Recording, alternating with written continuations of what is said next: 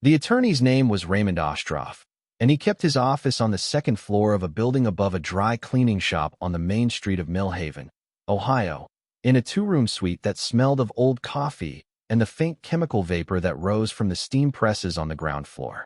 You could hear the presses through the floorboards. Every few minutes a low breath came up through the wood, like the building exhaling. Nora had been hearing that sound her whole life. Her mother had brought her to this office once when she was 9 years old to sign something about the house, and the press sound had startled her then, and she had never forgotten it. By the end of this story, I'm also going to share something special with those of you who stick around to the end, something that can help you in your personal life. But first, let's get back to. Nora sat in the middle chair of three. She had not chosen the middle chair deliberately. She had walked in behind her brother Paul and her sister Carol and had taken what was left, which was the middle, which was the position she had occupied in most rooms of consequence in her life, without making a decision about it. Paul was 57. He had flown in from Phoenix that morning on a direct flight and was still wearing the jacket he had worn on the plane, a dark gray wool blend he had owned so long that Nora associated the jacket with him the way she associated his voice with him, as an extension of the person rather than a choice made on a particular morning. He kept his phone face down on his knee. He had not looked at it since they sat down, which told her he expected the reading to be brief. Carol was 52. She had driven up from Charlotte in just over 8 hours, which was a 9-hour drive. She was wearing a dark blue blazer over a cream blouse with her hair pinned up in the careful way she wore it for occasions she had decided in advance were occasions. When she came in, she had squeezed Nora's hand with both of her own and held it for a moment and let it go. The gesture meant something without committing to anything. Raymond Ostroff opened a thin manila folder on the desk.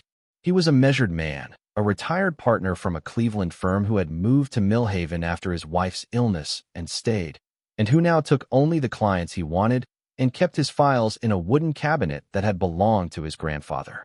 He had a slow, considered voice, the kind that made each sentence feel as though it had been examined the night before. He set his reading glasses on his nose. The steam press went off below them. A long, low exhale through the floor. The house came first. The house at 11 Garland Street in Millhaven, the two-story frame house with the covered front porch and the pin oak in the side yard that had been planted the year Nora was born and was now 51 years old and wide enough that two people could not reach their arms around it. The house, the lot, the attached garage, and all outbuildings, meaning the small tool shed at the back and the root cellar and the basement. The house in its entirety to Nora. Her hands, folded in her lap, pressed together. The savings account next. 41,000 and some change in a money market at Millhaven Savings, to Paul and Carol equally. The investment account, $32,000 in an index fund started in 2001, to Paul and Carol equally. The 1998 Chevrolet Caprice, to Carol. The jewelry, the pearl earrings, the silver chain, the garnet brooch from Iris's own mother, to Carol. Raymond Ostroff paused. He picked up his reading glasses and set them down without putting them on. The remaining item, he said. Your mother was specific. More specific than the house being left to a single heir required her to be. She wanted it written exactly as she said it. Paul looked at Carol. Carol's chin came up a fraction. To my daughter Nora, Raymond Ostroff read. I leave the house at 11 Garland Street, including all contents and structures, and particularly the basement with its contents intact and unopened. The padlock key to be delivered by Raymond Ostroff to Nora only after the conclusion of the will reading, and only after her siblings have left the room. A long second of nothing. The press went off below. Then Paul said, the basement. That is what your mother wrote. The padlocked basement. That is the item, yes. Paul leaned forward and put his elbows on his knees. He was quiet for a moment in the particular way he was quiet when he was working something out. It looked like patience. It was not patience. You know what's in there, Nora? He said. I don't, she said. She never told you. She said I'd know when the time was right. Paul sat back. He looked at the ceiling. Mom had a locked basement for 30 years, more than 30 years, and she said she'd tell you when the time was right, and the time was apparently right after she was no longer alive to explain any of it. He said it without cruelty. He said it the way a man states something he has decided was inevitable. She wasn't confused, Nora said. I want to be clear about that. Nobody's saying she was confused. You were going to. Paul looked at her. He did not argue the point. Carol had not spoken since they sat down. Now she said, very softly, "What do you think is down there?" "I stopped guessing years ago," Nora said. Carol looked up. Her expression was the expression of a woman who has been carrying a sentence for some time and has decided to set it down. Mom kept a lot to herself. You know that as well as anyone. Whatever she left you, it doesn't have to be complicated. A locked door doesn't mean a fortune. She stopped. Then she said, more carefully, "I just want you to be okay. I know the last 7 years were not easy, and I know we weren't there the way we should have been, and I want you to be okay when you open it." Nora looked at her sister for a long moment. Carol meant every word. Nora could see that. She could also see that Carol had arrived at sincerity by way of arithmetic, and that the arithmetic had determined that $32,000 split 2 ways and an old caprice and some garnet earrings was not a great fortune, and that the basement was probably not a great fortune either, and that therefore the right posture was warmth rather than anxiety. "I'll be okay," Nora said. Paul left first. He buttoned his jacket, came around the chairs, put his hand on Nora's shoulder for 2 seconds. He said she should call him when she opened it. He said it casually, as though asking to be updated about a plumbing repair. She said she would. She noticed, as she always noticed, that he had not said when it was convenient for her. He had said she should call him. It was a sentence structured around his schedule and his readiness. She had been receiving sentences structured around his schedule and his readiness for 20 years and had never once found a way to say, so that didn't make her seem smaller than she meant to sound. She also noticed, and this was newer, that she did not feel a particular bitterness about it. She just noticed it. The noticing without the bitterness was something she was getting better at. Carol stayed longer. She stood at the window looking down at the main street of Millhaven, the hardware store and the insurance office and the small diner that had been the same small diner for 30 years. She had grown up on this street. She had not lived on it in 30 years. Both facts were visible in how she stood. "You know you can call me," Carol said without turning. "Whatever you find." "I know." Carol turned and opened her mouth and then closed it. She picked up her bag. She stopped at the door. "She was proud of you. She told me that every time I called her. She told me you were the one who knew how to be with her." She paused. I didn't know what to do with that when she said it. I still don't. She was out the door before Nora could respond. The footsteps on the stairs, 2 sets, and then the street door below, and then the building settled around its steam and old wood and the particular silence of a room after people have left it in a hurry. Raymond Ostroff did not move. He sat with both hands flat on the folder. "How long ago did she write this?" Nora asked. 14 months, he said. "She came on a Wednesday in April. She called ahead and asked me to have the afternoon clear in case she needed more than 1 hour. She needed 1 hour and 40 minutes. She was very organized." He paused. "She brought a handwritten list. Everything she wanted itemized in the order she wanted me to read it. The items for your brother and sister came off the list quickly. The item for you was on a separate page. She wrote it separately. She wrote it separately. The original language was longer. She crossed out several lines while I watched. But the key provision stayed the same in every version. The key to be given to Nora only after the others had left." Nora said, "Did she tell you what was in the basement?" Raymond Ostroff looked at the folder the way a man looks at something he has been asked not to discuss and is trying to honor that while still being honest. "She told me enough," he said carefully, "to understand that what is down there is something your mother kept with full intention for a very long time, and that she was not confused, and she was not simply sentimental, and she was not a woman who made this kind of arrangement lightly." He opened the top drawer and took out a small white envelope, the kind used for greeting card money, with nothing written on the outside. "She also told me that the thing she was most afraid of in writing this will was that you would open the basement and feel sorry for her." Nora looked at the envelope. "She said you had a tendency toward that," Raymond Ostroff said. "She said you would understand more than she had ever told you, and that the understanding might make you grieve something you shouldn't grieve. She asked me to tell you, when I gave you the key, that nothing in that basement is a tragedy." Those were her words. I wrote them down afterward. "Nothing in that basement is a tragedy. It is an explanation." Nora picked up the envelope. She turned it over. Through the paper, she could feel the slight raised outline of a small key. "She was your client for 11 years, Nora said. "She was. Did you like her?" Raymond Ostroff took off his glasses and cleaned them on the corner of his shirt and put them back on. Your mother was one of the most self-possessed people I have worked with in 40 years of practice. She was also one of the loneliest. Not in the way that asks to be noticed. The other kind. The kind that has decided the loneliness is just the shape of things and has stopped arguing with it. He stood and extended his hand across the desk. She was very proud of you. She told me that the first time she came in and every time after. Nora shook his hand. She put the envelope in her coat pocket. She drove home. The pin oak in the side yard was bare by October, had been bare for 3 weeks, and the leaves were still on the ground under it where Nora had not yet had time to rake. She parked in the driveway and sat in the car looking at the house. It was her house now.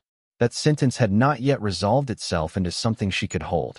7 years of living in it as her mother's house, of arranging her life around its needs and her mother's needs, of learning which floorboard creaked and which window took 2 hands in winter. The house knew her the way a house knows the person who tends it. And it was hers now. She was not sure what to do with it being true. She went inside. She made coffee she did not drink. She stood at the kitchen sink and looked out at the backyard. The brown grass and the old apple tree and the tool shed and the root cellar door in the ground. And the back of the house where the basement windows were. 3 of them set low in the foundation, each one painted over on the inside so that no light ever came through them. Not recently painted. Painted over long ago, in the early years, before the habit of their being dark had become simply the way they were. Nora put the envelope on the kitchen table and did not open it that night. She had been 38 years old when she came back to Millhaven. She had been living in Columbus for 12 years, working as a graphic designer at a mid-sized agency that did branding for regional companies, insurance groups and hospital systems and university development offices. The kind of work that was not glamorous but was consistent and paid well, and that she was good at in the specific way she was good at most things she applied herself to, carefully, without calling attention to the carefulness. She had an apartment on the north side with a good kitchen and a neighbor's cat that came and sat on her windowsill on Sunday mornings. She had a man in her life named David, a landscape architect who was kind in the unassuming way that kind men often are, who cooked well and listened without waiting for his turn, and who had told her 6 months before she left that he thought the 2 of them might be something permanent if she was open to that. She had been open to that.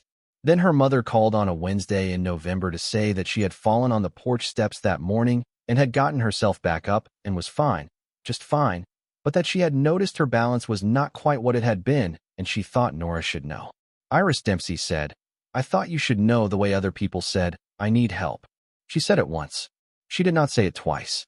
Nora came home for Thanksgiving and watched her mother move through the kitchen and saw what her mother was not saying, which was that the balance had been getting worse for months and that she had been managing it alone because she was Iris Dempsey and managing things alone was what she did, and that she was not going to say any more than she had said because she had already said the one thing and she trusted Nora to understand the rest.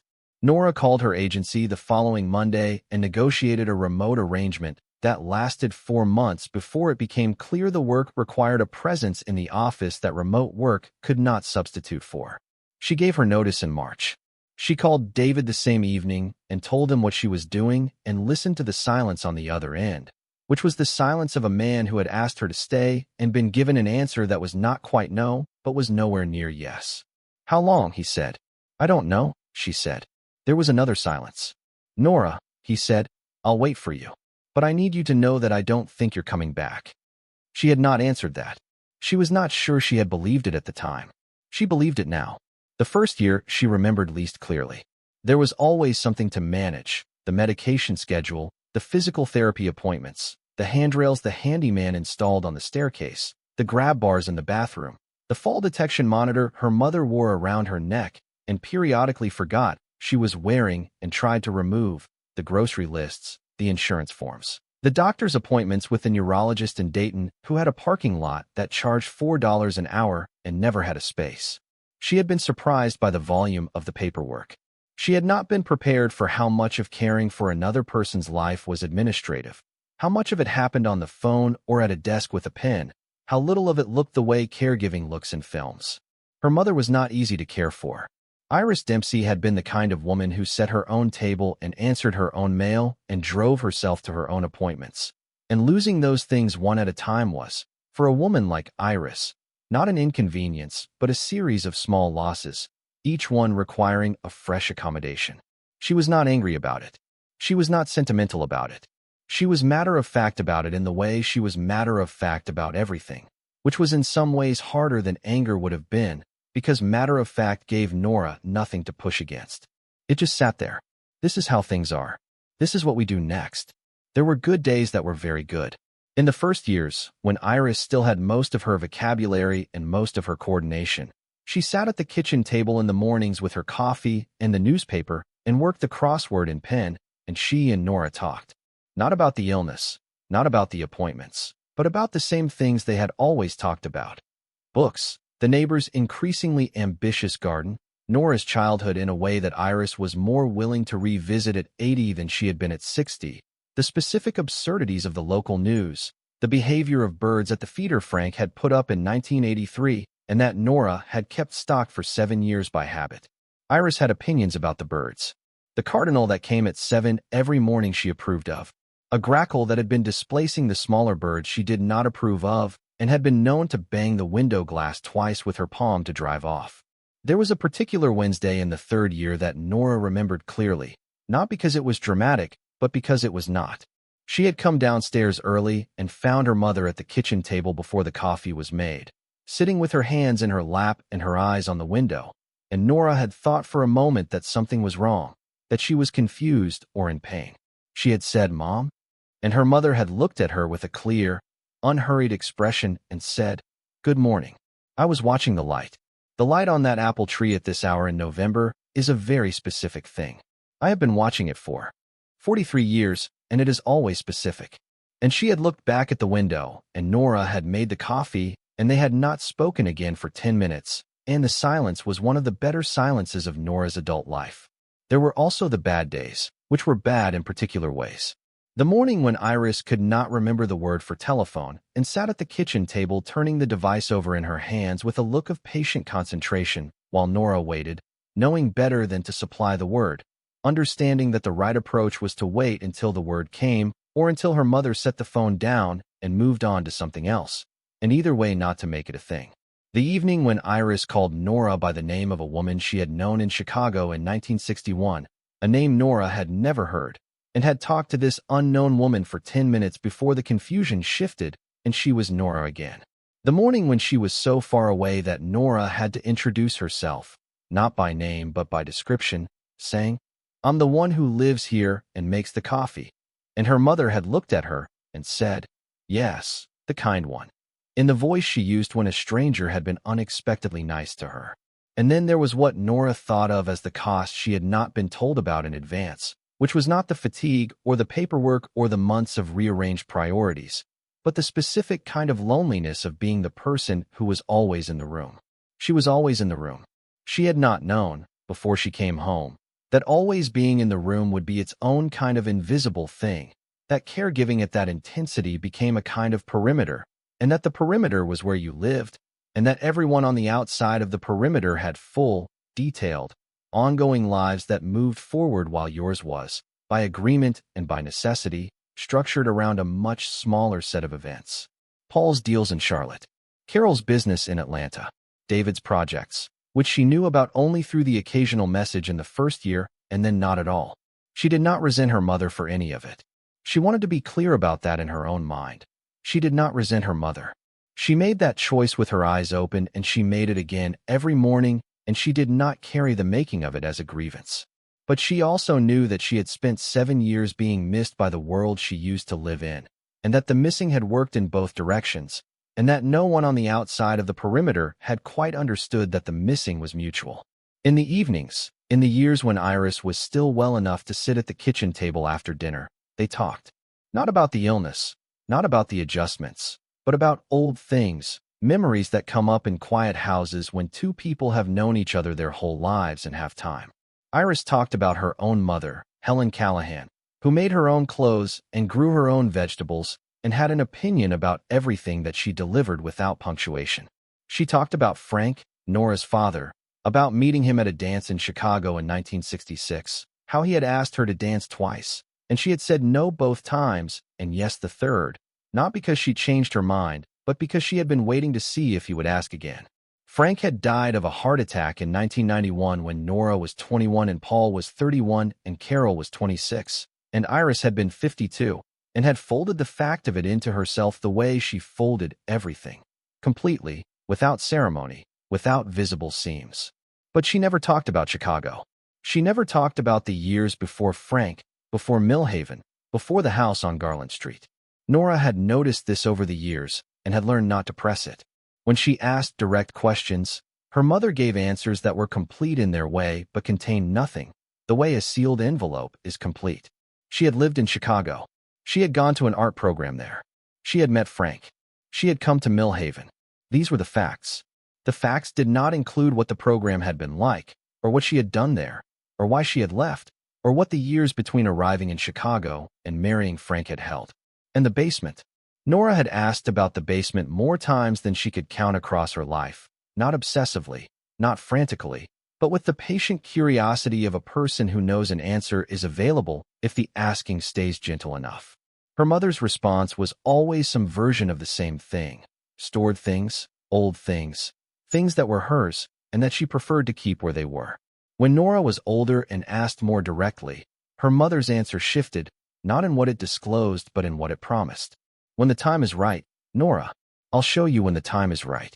And then, in the last 2 years, when Iris was already declining, when I'm gone.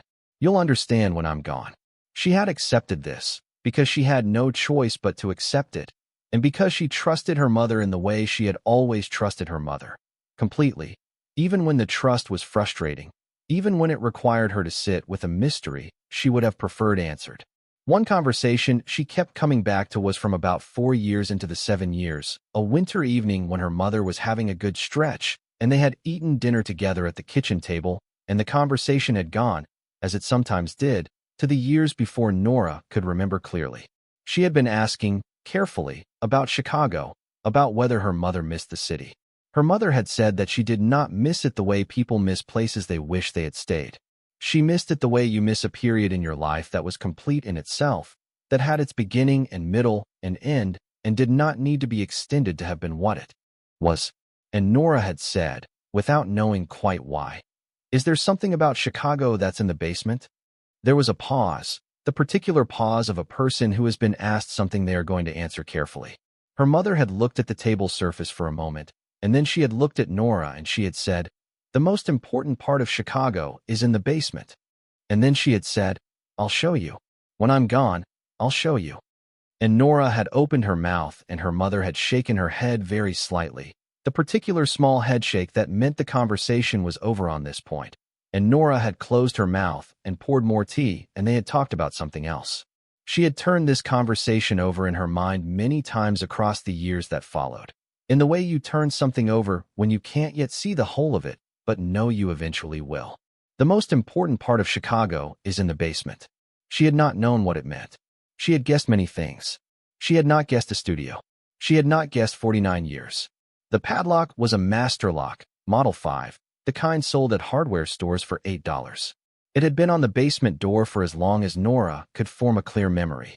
The door itself was a solid core interior door at the top of the basement stairs, painted white the same shade as every other interior door in the house, unremarkable except for the hasp and the padlock. Nora had looked at that padlock every day of the 7 years she had been back in the house. After 7 years, she was as accustomed to it as she was going to get, which was not entirely accustomed at all. She left the envelope on the kitchen table for 3 days. She told herself she needed time, that she was tired after the will reading, after the 6 months of hospice visits and the funeral arrangements and the days of sitting with her mother in the room at the end that had held everything Iris was willing to let herself be. She told herself she would feel ready when she felt ready. On the 4th morning she woke up and understood that she was not going to feel ready. She was going to feel exactly as she felt now, which was afraid, and the being afraid was not going to resolve itself by waiting. She picked up the envelope from the kitchen table and opened it. Inside was a key. Small, flat, the profile of a standard padlock key with a round head and a short blade. Brass, worn to a warm, dull shine from long handling. There was nothing else in the envelope. Her mother had not included a note. had not included an instruction, had left only the key, with the understanding that the key was the instruction. Nora stood at the basement door. The house was quiet around her. It was 9:15 in the morning, and the light through the hall window was the thin, flat light of an Ohio October morning, the kind that shows everything but warms nothing. She could hear the pin oak in the side yard moving against itself in wind she could not feel from inside. She could hear the refrigerator. She could hear her own breathing. She put the key in the padlock. It turned with a clean, smooth click. The shackle released. She noticed the smoothness of it, the ease of it. Someone had been keeping the mechanism oiled. She set the open padlock in the small dish in the hallway where her mother kept spare keys and loose change. She put her hand on the door handle. She opened the door. The smell came up the stairs before she could see anything. Cedar. Clean. Deep. The smell of living wood, which she had not expected. Her mother's basement was poured concrete. She knew this because she had been down the stairs as a child on the rare occasions her mother had allowed her, standing no further than the bottom step, while Iris retrieved something from the first room. She had seen the concrete walls and the concrete floor and the old pull-chain lights on the ceiling. She had not seen what was beyond the first room. Cedar. The smell was not a sachet or a closet plank. It was the smell of a built structure, cedar walls in a quantity large enough to fill a room, the smell of a choice made about a space. She turned on the staircase light. She went down. The treads had been refinished at some point. Each one had a rubber strip across its edge, the kind that prevents slipping. Nora had lived in this house for 7 years and had never seen anyone do work on these stairs. Her mother, or someone her mother had trusted, had done this without Nora's knowledge. At the bottom was a small concrete landing. The original concrete, she remembered. The pull-chain bulb was still there. But beyond the landing, the basement was not what she remembered. The concrete perimeter walls were still there. Within them, her mother had built a room. Not a structural addition, but a transformation. The walls were covered floor to ceiling in vertical cedar planks, 1x6s, tongue and groove, the joints tight and clean. The floor was covered in heavy cork tiles, warm even in October. The ceiling was painted a matte white. Along the south wall, on cedar shelving that ran from floor to near ceiling, were the pieces. Nora stood at the bottom of the stairs and did not move. The pieces were ceramic.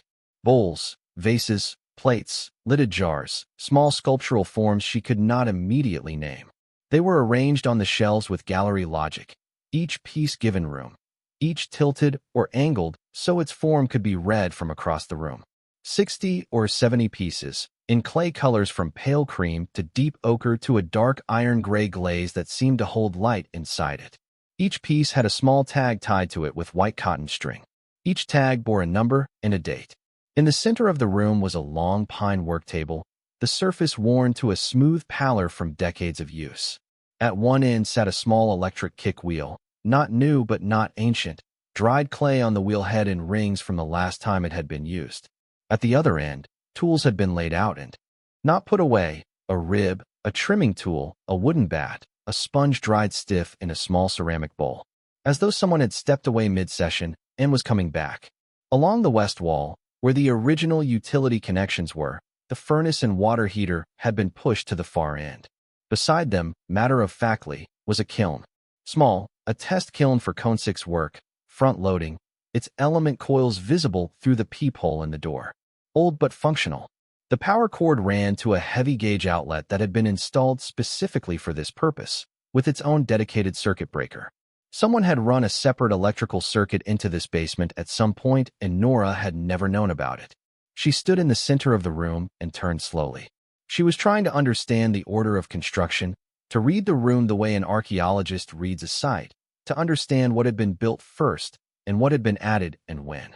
The concrete walls of the original basement were below the cedar lining, and you could see, in a few places where the cedar planks had been cut short to accommodate a pipe or a switch plate, the original gray concrete behind them. The cedar had gone up at some point after the work table, because the cedar plank on the left end of the south wall was notched around the leg of the table, which meant the table was already there when the plank was installed. The shelving had gone up after the cedar, because the shelf brackets were screwed into the cedar, not the concrete. So the table had come first, then the cedar, then the shelves.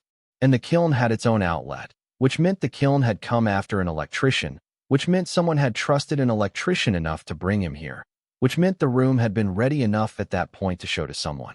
She looked at the kiln more carefully. It was a Scott model, the number on the badge faded but partially visible, the kind of model that Scott had made in the 1980s. She did not know kilns well enough to date it exactly, but the age of the casing and the design of the element clips put it in the earlier decades of the room's life.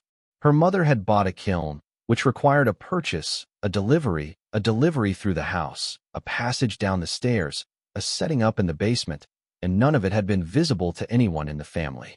She thought about the logistics of this without judgment. Before we find out what happened next in the story, I want to take a brief moment to speak directly to anyone watching who might be going through their own sudden, overwhelming transition. If you are navigating a bitter divorce, the loss of a spouse, or a financial shock, you know the hardest part isn't just the money. It's not knowing what to do first. That is exactly why we created the Phoenix Blueprint. It is a practical, step-by-step guide for starting over. It doesn't have fluffy affirmations or vision boards. It is a tactical survival manual. It gives you the exact checklist for the first 48 hours, including the one rule you must follow. Do not make any decision you cannot reverse. It includes the Found Money worksheet, showing you exactly how to check state databases because 1 in 7 Americans actually has unclaimed money waiting for them right now. It even gives you word-for-word boundary scripts to use when family members pressure you for money or try to make decisions for you. You can get the entire guide right now for just $17. If you're watching on your TV, just pull out your phone, open your camera, and scan the QR code on the screen right now. If you're on a computer or phone, click the top link in the description. You don't have to figure this out alone. Now, let's get back to the story. Her mother had managed these logistics. Her mother had managed them across decades, had ordered clay and glazes and tools, and had received deliveries, and had moved things into the basement, and had had conversations with people who knew. And she had done all of this inside the house at 11 Garland Street, while raising 3 children and keeping a household and tending a husband who did not ask the right questions and never imagined, apparently, that the room under his feet was the truest room in the house. She walked to the shelves. She lifted a piece down slowly. A small bowl, the size of a soup bowl but shallower and wider, with a pale blue glaze that had pooled slightly at the base in a way that suggested the pooling had been chosen rather than accidental. The piece was very clean. The weight of it in her hands was the weight of a thing made to be handled. She turned the base up and looked at the mark there. A small stamped impression, 2 letters, W, and something below, a curve she could not quite make out in the light. She looked at the tag. The number was 63. The date was 1989. She put the bowl back carefully and looked down the length of the shelf. 63 was near the middle of the sequence. She moved to the left end and found the lowest number. Tag number 1. The date, 1974. The year she was 4 years old. The year she had first been old enough to notice the padlocked door. She found something to sit on, which was an old stool at the corner of the work table. She sat down on it. She sat there for a while. The basement was warm, the furnace doing its work. The cedar smell was present and steady, and she thought again about the cedar and understood that her mother had put it here with purpose, had built this room inside the concrete shell of the house's original basement with patience over a period of time Nora could not yet calculate. Cedar kept the humidity stable. Cedar was right for art storage. Her mother had known that when she built the room, had planned for the long term in the way a person plans only when they expect something to last, to be kept for someone. She found the ledger on the second shelf from the bottom at the far right end of the room. A large hardbound book with a plain green cover, the kind of ledger that accountants once used, the lines printed in a faint blue-green grid.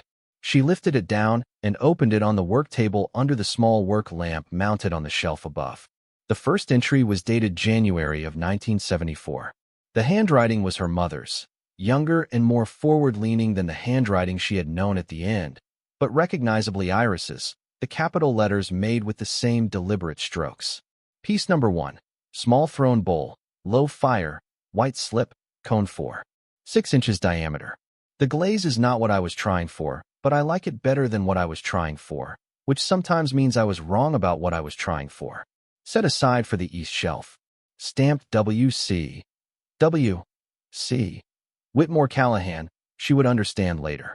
A combination of her mother's maiden name and her grandmother's. She read the next entry. And the next. She read for nearly 2 hours. The entries were a record of everything Iris had made since 1974. Every piece numbered and dated, described in technical terms Nora did not fully understand but could follow. Clay bodies and firing temperatures, and glaze compositions, and the specific problems of each piece, and what had been learned from them. The technical entries were threaded with observations that were not technical at all, notes on what she had been thinking when she made a piece, what had gone wrong and why, what a particular form reminded her of, whether she had been working in a mood she could name. 1976. Thrown a series of 5 small lidded jars for no particular reason except that the form has been in my head for 3 weeks and would not leave. Lidded jars require a specific patience I do not always have. Today I had it. 1977. Ruined 3 bowls this morning, collapsed them at the same stage each time. The problem is in how I open the floor. I am opening too fast. The floor needs more time. I have always opened too fast. I opened too fast in Chicago at 22, and I am opening too fast at 35, and I suspect the problem will persist. It is my specific impatience given a shape. 1979. Paul started high school this week. He comes home from school and goes directly to his room and does not come out for hours, which I understand. He needs to be alone in order to become what he is going to become. He needs a room of his own. I think about this when I am down here. The basement is my room. I wonder if Paul will find his. 1981. Made a bowl today that I did not intend to make. I was working on something else, a tall cylinder, and the cylinder wasn't working and I abandoned it and started over, and what came up under my hands was a bowl. Not a remarkable bowl, a simple one, a form that needed no decision from me beyond the opening. Sometimes the clay does not want to be argued with. This was one of those times. 1983. Carol came home for a weekend from Columbus. She is doing well at the university, but she is restless in the way she has always been restless, looking past the thing she is looking at toward the next thing. I recognize this. I was the same at 20. I grew out of it, or learned to work with it, or the basement gave me something to stop at. I hope Carol finds her stopping place. 1978. Frank has been gone for 7 years now. I do not miss him the way I expected to. I miss him in small, specific ways that catch me off guard rather than in the constant general way I anticipated. I miss the sound of him making coffee in the morning. I miss the way he read the newspaper with his thumb hooked in the fold. I don't miss arguing with him about the basement. The basement is mine now in a way it was not mine when he was alive. Nora's hands went still on the page. She read that sentence again and understood it to mean what it appeared to mean. That the basement had not simply existed as a secret her mother kept from her children. It had existed as a secret her mother had kept from her husband, and that keeping it had required arguing with him, and that his death had released her from the argument. She turned back, toward the beginning, and read forward more carefully. She found what she was looking for in an entry from 1975. Frank asked what I do down here on Saturday mornings. I told him I was going through some of his mother's things. This is a lie. Frank's mother's things are in 2 boxes in the garage, and I have not touched them. I am not proud of the lie. I am not going to stop telling it. And from 1976, Frank came to the door today while I was at the wheel and knocked. I'd locked the door from the inside. He knocked 3 times, and I waited, and he did not knock a 4th time. Later he said he supposed I'd been napping. I said yes. And from 1977, Frank does not ask about the basement anymore. I don't know if this is acceptance or indifference. With Frank, it is sometimes difficult to know the difference. Nora set the ledger down on her knees. She looked at the shelves of work against the wall. She thought about her father, Frank, whom she had loved without reservation and who had been dead for 33 years and who had apparently never known about any of this.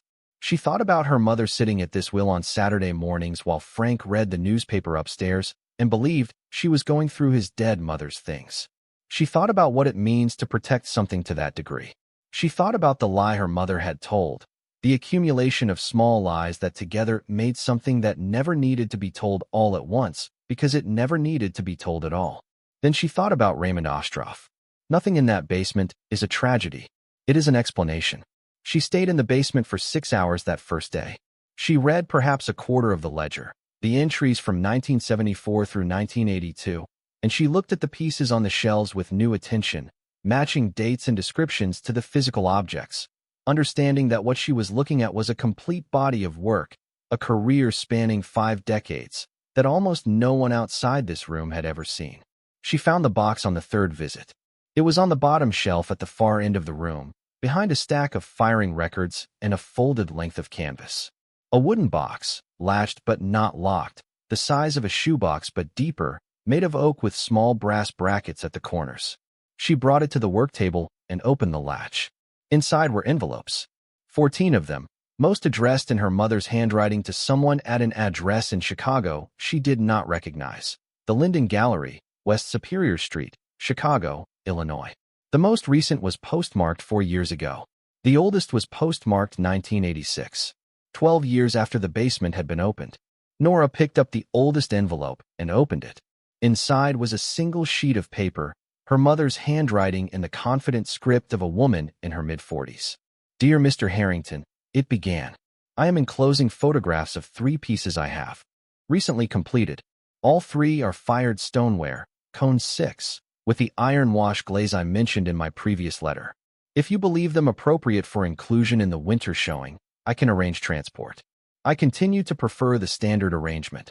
Whitmore," and signed correspondence, "proceeds to the usual account. I would appreciate your confirmation, as usual, within the week. Iris Whitmore," her mother's maiden name. Nora sat with the letter in her hands for what must have been 10 minutes.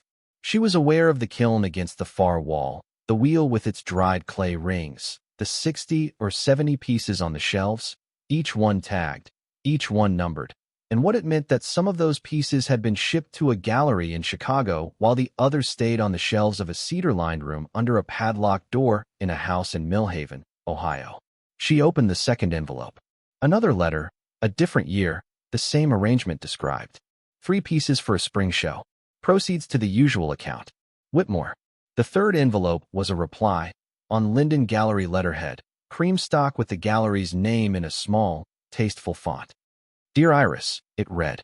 "The 3 pieces arrived safely and I am, as I have been each time, astonished that you are not more widely known.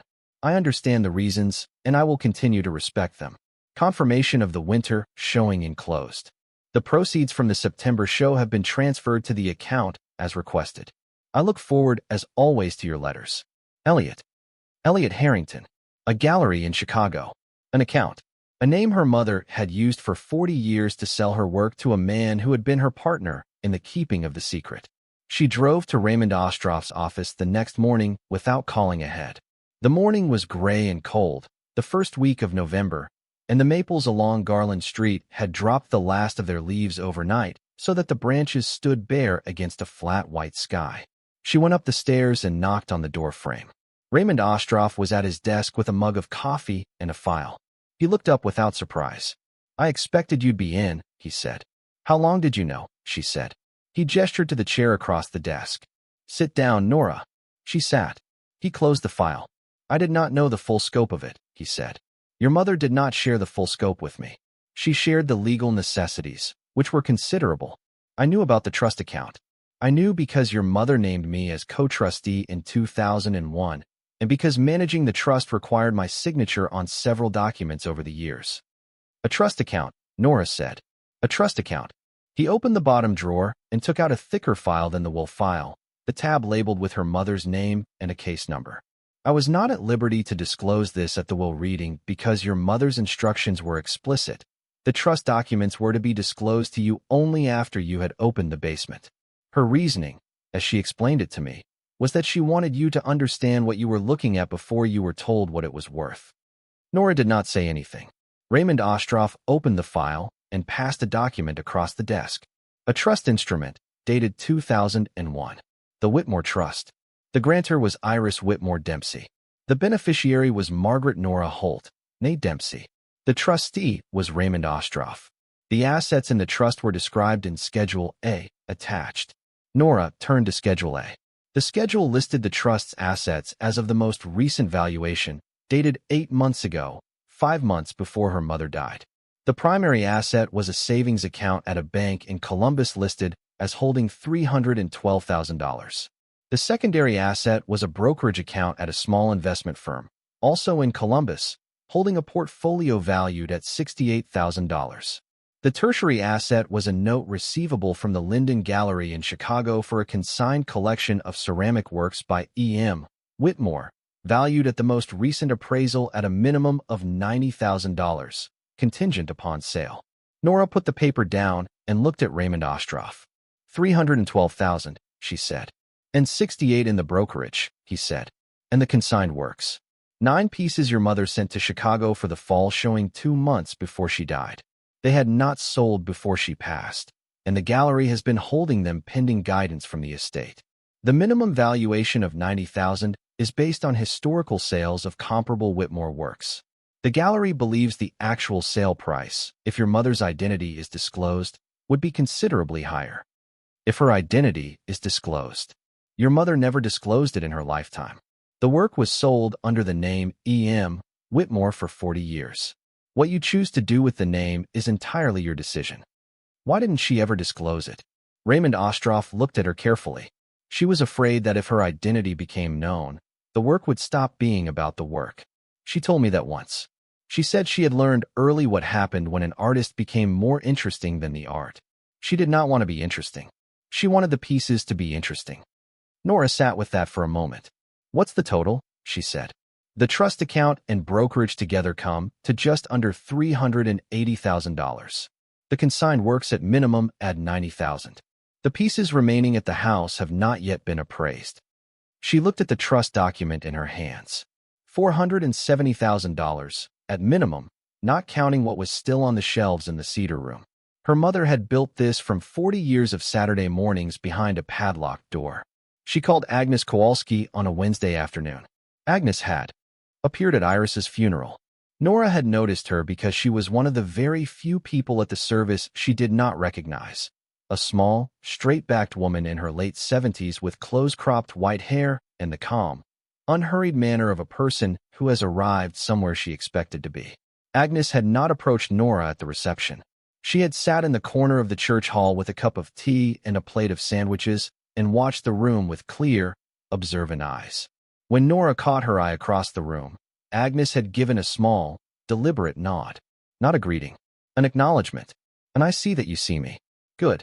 She had found Agnes's name and number in her mother's address book, a small leather book kept in the kitchen drawer beside the phone, the pages crowded with crossed-out entries and re-entered entries across 40 years, each decade layered over the last like sediment. Agnes Kowalski was not crossed out. She was in clear blue ink, unrevised. Agnes picked up on the second ring. I was wondering when you'd call, she said. You knew I would. Your mother told me you might take a few weeks. She said you'd need time to understand what you were looking at before you'd know what to ask. A pause. Have you had enough time? I'm not sure, Nora said. But I'm calling anyway. Agnes came to the house at Garland Street on a Thursday morning at 10. She drove herself in a small blue Honda and parked precisely at the curb. She was wearing a long wool coat in a dark green, the coat of a woman who buys one good coat and wears it for 20 years. She carried a bag that was practical and substantial. She stood at the front door and looked at the house the way a person looks at a place they have looked at before. She kept the oak, Agnes said, looking at the pin oak. She never would have taken it down, Nora said. No, Agnes agreed. She wouldn't have. She came inside and crossed the front hall and turned into the kitchen without being led, moving through the house the way a person moves in a space they know. Nora had not known that Agnes knew this kitchen. She had not known who Agnes was. They sat at the kitchen table with coffee. Agnes held the mug in both hands and did not speak for a moment, looking at the yellow formica surface that had been on this table since the 1980s. Then she looked up at Nora. How much have you understood so far? Not a test. Simply wanting to know where to begin. I know about the trust account. I know about the gallery in Chicago. I know the name she used. Agnes nodded. Did you find the letters? The letters to the gallery, yes. The other letters, Agnes said. The ones that aren't to the gallery. Nora looked at her. Go down and look in the long drawer of the work table, Agnes said. They'll be in a brown envelope. She told me she was going to put them there. Nora went to the basement.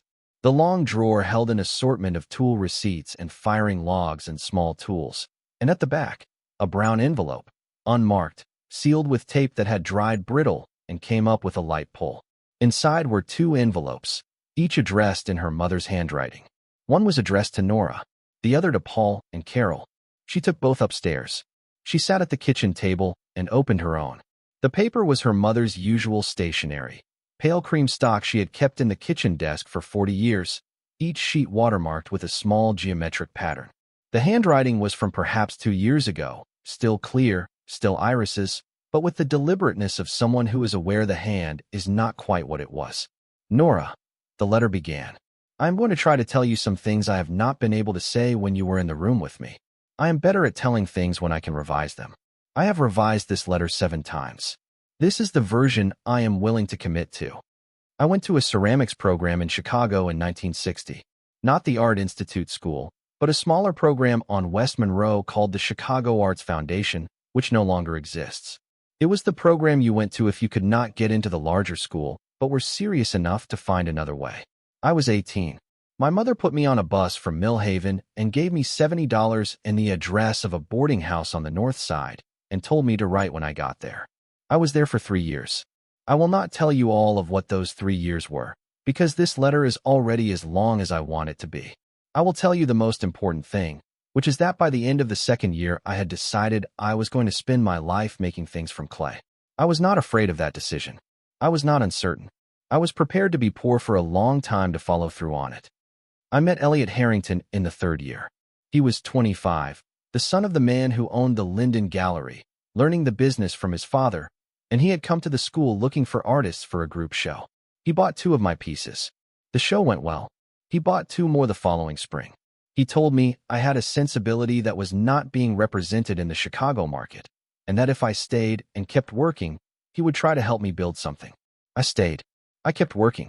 I was 22 years old, and I had a studio I shared with 2 other women and a wheel I had bought from a teacher who was leaving, and I was doing what I had come to Chicago to do. I was happy in a way I have not been unhappy about since, because it was the kind of happy that comes from being in the right place, which does not require anyone else to confirm it. I met your father at a dance in 1966. I was 24. He was kind and funny and steady in the way that a woman who is serious about a precarious thing sometimes values more than she should, the steadiness, because the thing she is serious about does not offer much of it. I loved him. I want you to know that. Clearly, I loved your father. He did not understand what I did. He was not against it the way some men of his generation were against the work of women they married. He simply could not see it. When I showed him the studio, he was pleasant and asked whether clay was hard to clean off your hands.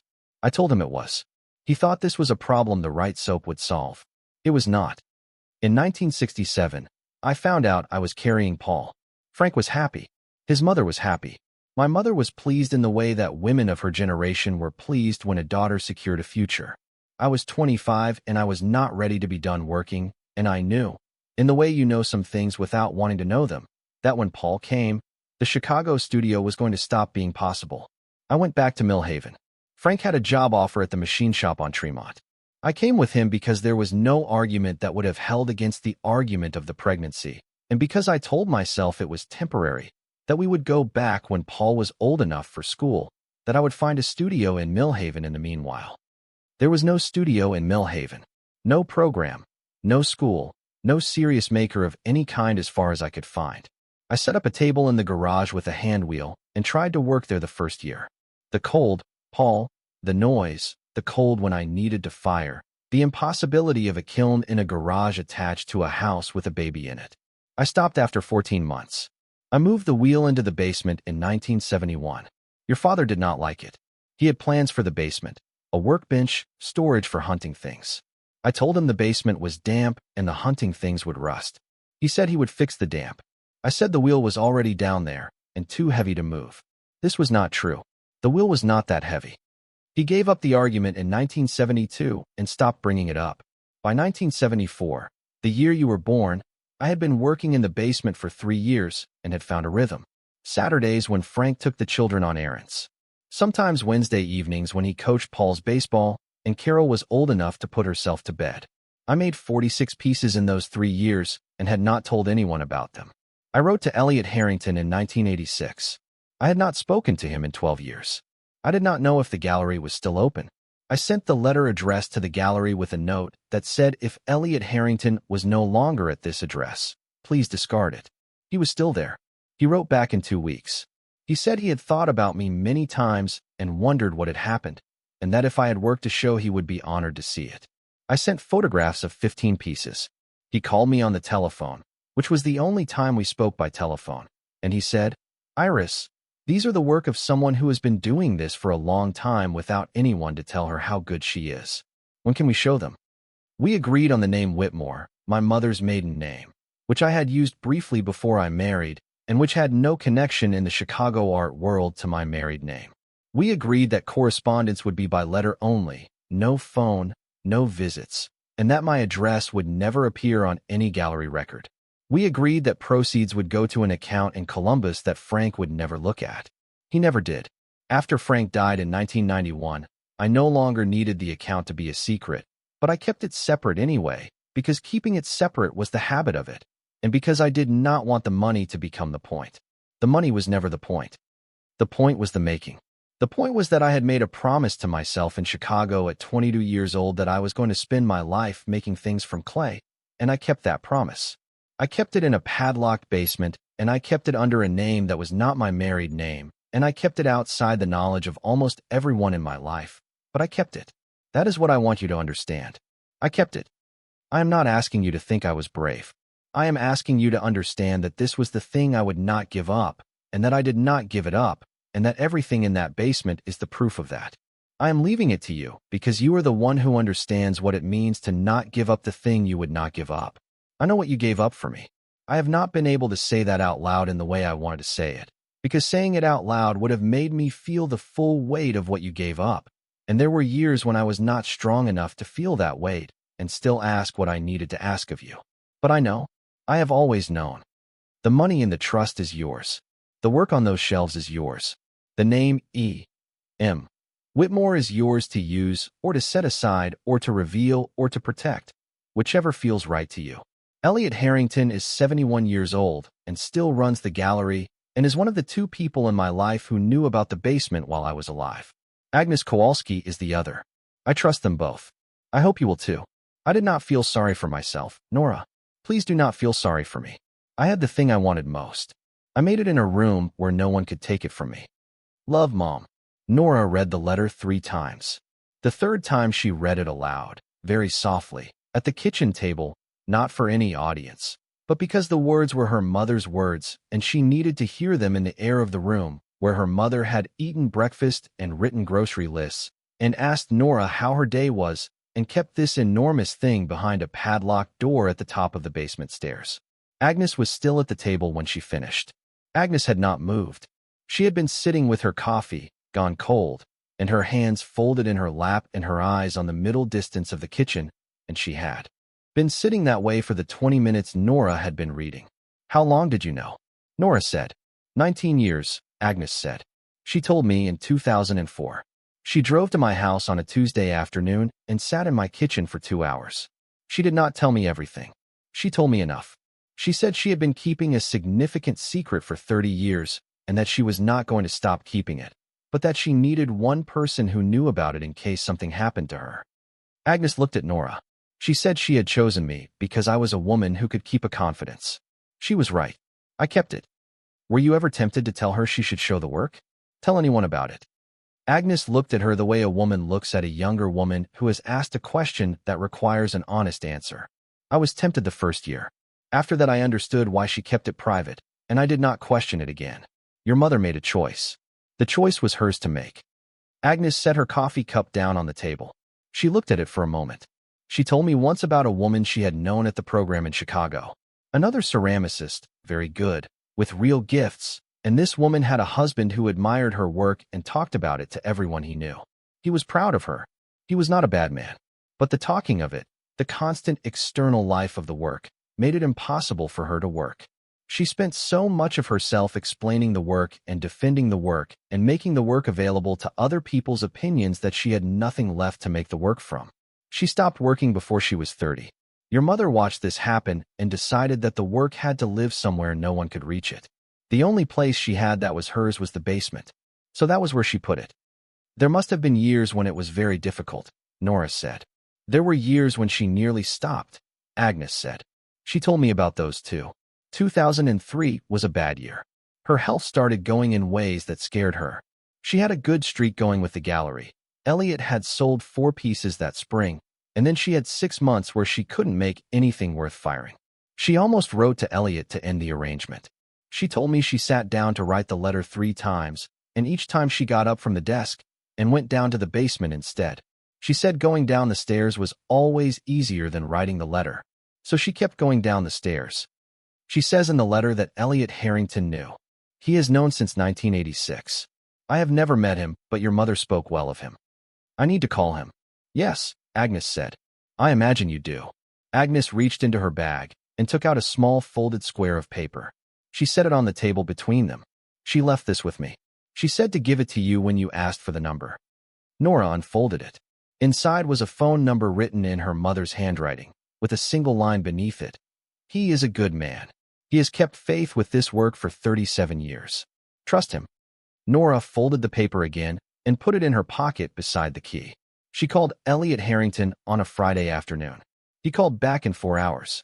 His voice was the voice of a man in his early 70s, warm and unhurried, with a quality of attention she noticed at once, the quality of a man who listens to what people say before deciding what to say back. Nora, he said when she answered. I am glad you called. I am so sorry about your mother. Thank you. Can you tell me what you know about her work? About what it represents? I know some of it from the ledger and the letters, but I don't have a complete picture. A thoughtful pause. The pause of a man organizing a long answer. I have been working with Iris Whitmore for 37 years, Elliot Harrington said. In that time, she sent me 112 pieces. Of those, 103 were sold to collectors in Chicago, New York, and Boston, to 2 museums, to a private collection in London that holds 3 of the early pieces, and to the permanent collection of the Smithsonian American Art Museum, which acquired 2 bulls in 2018. Another pause. Your mother was a significant artist, Nora. I do not say this the way people say it about everyone they have worked with. I say it because I have been in this business for 40 years, and there are perhaps a handful of studio potters from your mother's generation working in this country whose work I would describe that way. Your mother was among them. Nora was quiet. The 9 pieces she sent before she died are still in the gallery, he continued. I have shown them in a small display labeled Works by E.M. Whitmore, 1974 to 2023, pending estate resolution. I priced them consistent with recent auction results for Whitmore pieces. The last Whitmore to come up at auction, a stoneware vessel from 2005, sold at Sotheby's for $68,000. For a single piece, Nora said. For a single piece, Elliot Harrington said. The 9 pieces in the gallery are priced between $12,000 and $45,000 each, depending on scale and complexity. Those prices are based on the work being by an artist whose identity is unknown. If her identity were disclosed, and if you chose to allow us to produce a catalog of the full body of work including the pieces still in your possession, I believe the market interest would be substantial. There is a collector in New York who has been trying to learn Whitmore's identity for 11 years and who has told me directly that if that identity were ever known, he would want to acquire a significant portion of the estate. Nora sat at the kitchen table where her mother had eaten breakfast every morning for 51 years and held the phone against her ear and tried to take in the scope of what she was looking at. My mother worked in a padlocked basement, she said, for 49 years. I know, Elliot Harrington said. She told me. In one of her first letters, when she explained why all correspondence had to be by letter and why she could not receive phone calls. She said she had built a studio in her basement and that her husband did not know about it. I was young enough at the time to think that was unusual. I have been in this business long enough now to know it is more common than anyone talks about. Women who made things in rooms where no one could see them because the people in their lives either disapproved or simply did not notice. Your mother was not unusual in the fact of the secret. She was unusual in how seriously she took it and how long she held on. She asked him one more thing before she let him go. When my mother first wrote to you, in 1986, did you think she would stay private forever?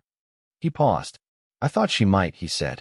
The arrangement was so carefully constructed, every detail of it, that I understood it to be something she had committed to for the long term.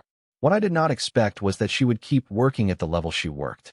Most artists who go underground in the way your mother did, who remove themselves from the conversation of the field, find that the removal costs them something. The isolation becomes the work, and the work becomes smaller for it. Your mother's work did not become smaller. It became more certain. The pieces from the last 10 years are the strongest things she ever made. She was 80 years old, and she was getting better. I don't have a good explanation for that. I only know it's true. The basement, Nora said. Perhaps, he said. She had the room, and she had the time, and she did not have to be anyone except the person making the work. That is a gift that most artists spend their whole careers trying to manufacture and never quite succeed at. Your mother had it for 49 years.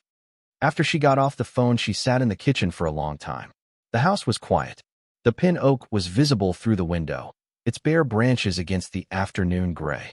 She thought about her mother at 18 on a bus from Millhaven with $70 and the address of a boarding house on the north side. She thought about her mother at 22 with a wheel she had bought from a teacher who was leaving and a studio shared with 2 other women, doing what she had come to Chicago to do. She thought about her mother at 29 packing the studio on West Monroe to go home to a husband and a baby in a town with no studio pottery program and no serious makers of any kind. And then she thought about her mother at 34, for years after coming home, moving a wheel down the basement stairs in the small hours of a Saturday morning when no one was watching, and centering the first ball of clay, and starting to move it up. She thought about what it takes to do that.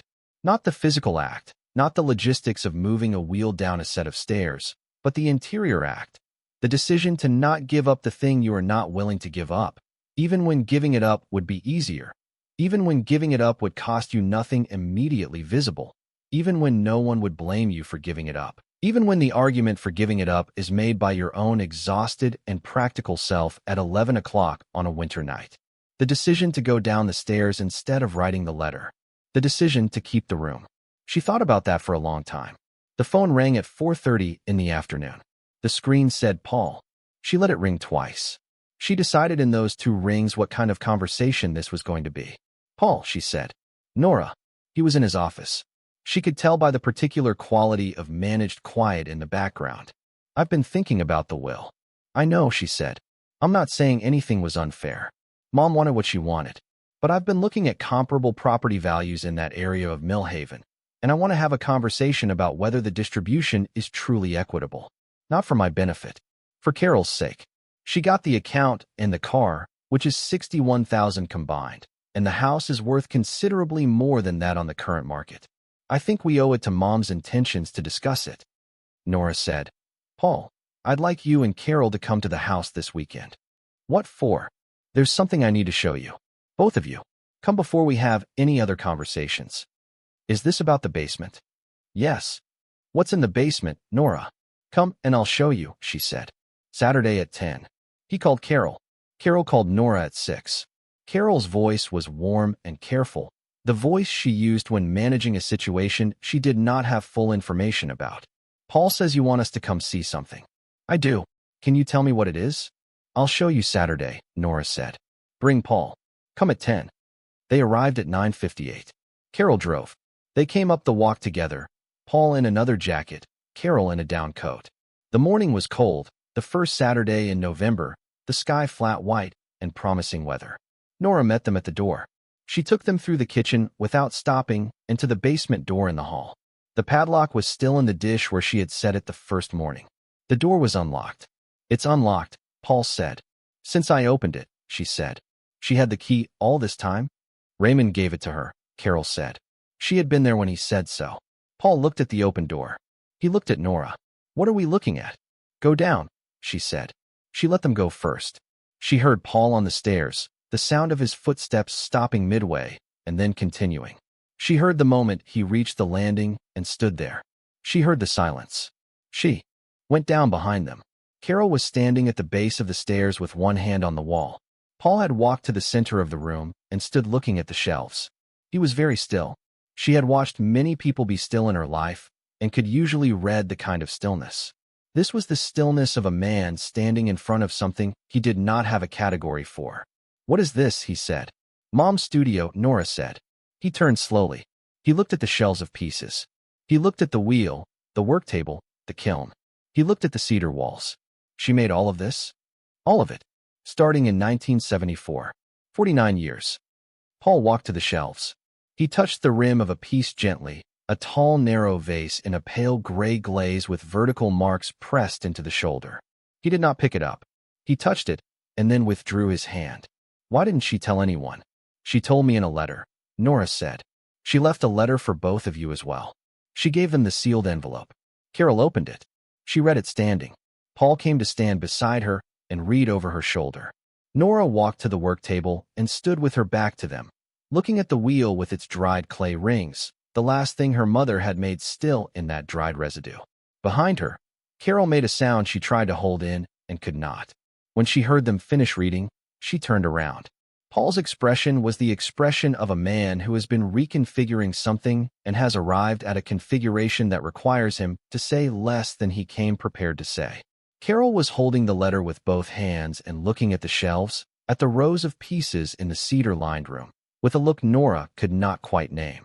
Not surprise, not grief, but something between them, the particular look of understanding arriving faster than the face can follow it. She built this herself, Carol said.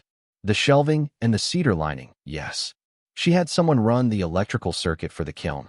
I haven't found out who. Carol walked to the shelf at the near end and looked at the tag on the nearest piece. She read the number and the date. She walked to the far end and read the number there. She turned back to Nora. There are more than 60 pieces here. 63 on those shelves. 15 more in a storage rack she built beside the kiln. I haven't photographed all of them yet. And she sold the rest, Paul said. Nora said. She sold 103 pieces to a gallery in Chicago over 37 years. Paul absorbed this. What kind of numbers? She had a trust account, Nora said. Raymond Ostroff was co-trustee. The current value is around $380,000. Paul stood very still. The 9 pieces at the gallery, Nora continued, are listed at prices between $12,000 and $45,000 each. The most recent comparable piece sold at auction for $68,000. Those are the gallery's prices.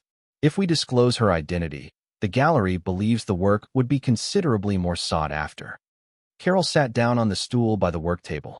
She sat down the way a person sits down when their legs have made the decision. She put her hand on the tabletop. She did not say anything. Paul was looking at a spot on the far wall, not at anything specific, but at the wall the way a man looks at a surface he is using for mathematics. She knew this look.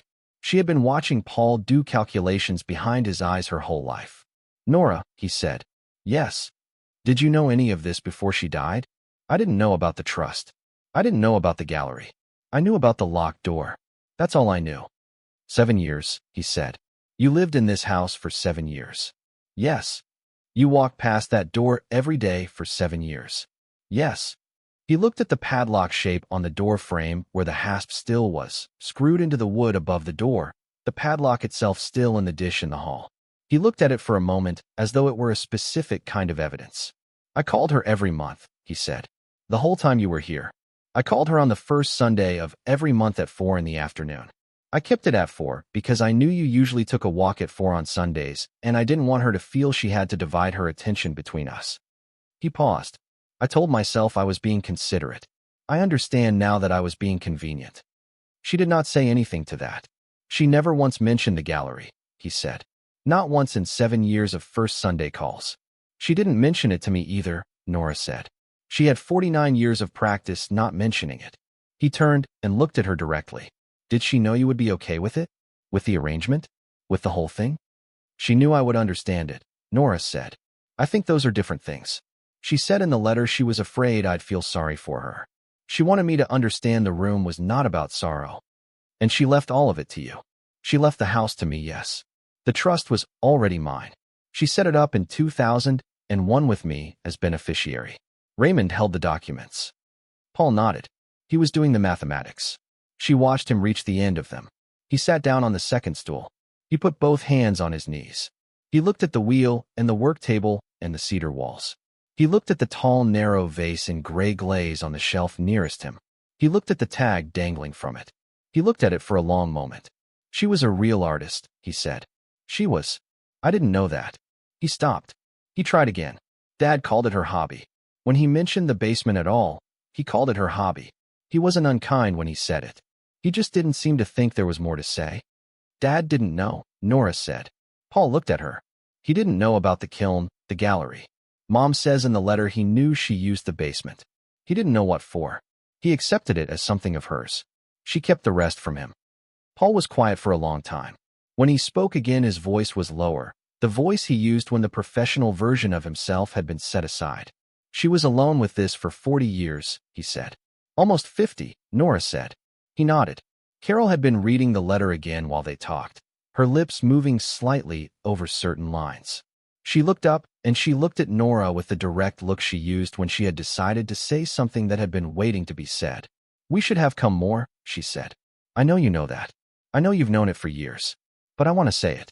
We should have come more. She looked at the room, at the cedar walls and the shelves.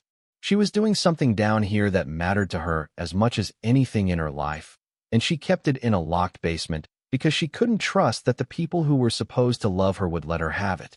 And we let her be those people. We were those people. Nora did not say anything. There was nothing to say that was more honest than what Carol had already said. Paul stood up. He straightened his jacket. He looked around the room one more time. I'm not going to challenge the estate, he said. The trust documents are what they are. The house is yours. The work is yours. He paused. I wasn't going to say that when I drove up this morning. I want to be honest about that. I had a conversation with a colleague who does estate law, and I had some ideas about what I might argue. I'm not going to pursue any of it.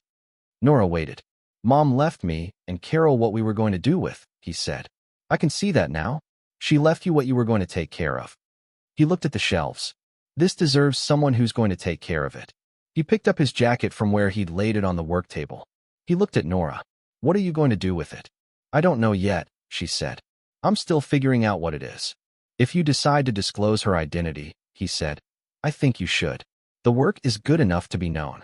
Whatever reasons she had for the anonymity, those were her reasons. You have different reasons now. He went to the stairs. He stopped with one hand on the rail and looked back at the room.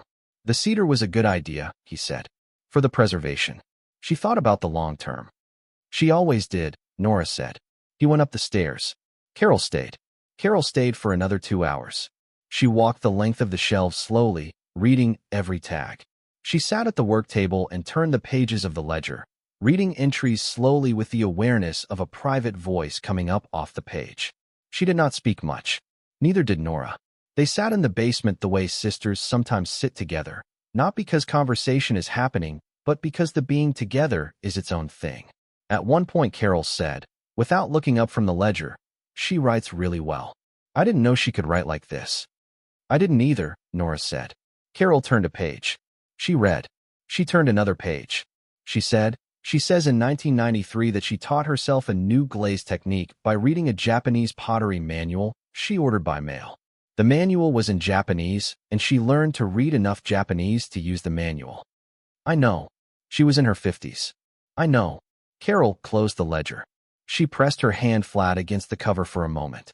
Then she looked at Nora with the look of a woman who has reached the bottom of a thing and knows it. She was extraordinary.